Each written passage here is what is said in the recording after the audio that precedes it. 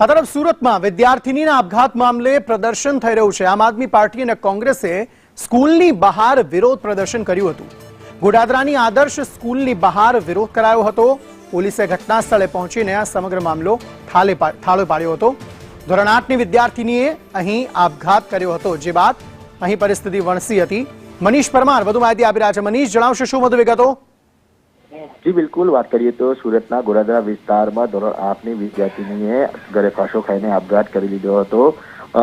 પરીક્ષામાં નહીં બેસવા અને જે ભાઈ કે ફીના લીધે માનસિક ત્રાસ આપવામાં આવ્યો હતો, તેને લઈને જ આ દીકરીએ આ પગલું ભર્યું હતું, જેને લઈને કોંગ્રેસ અને આમ આદમી પાર્ટીના જે કાર્યકર્તાઓ છે તે ગોરાદરાની આ સ્કૂલ પર પહોંચ્યા હતા અને વિરોધ દર્શાવવામાં આવ્યો હતો। ઘટનાની જાણ થતાં ગોરાદરા સ્થાનિક પોલીસે ત્યાં પહોંચી હતી અને આ વિરોધ કરી રહેલા જે લોકો છે તેની અટકાયત કરી હતી। જી આભાર સમગ્ર માહિતી આપવા માટે।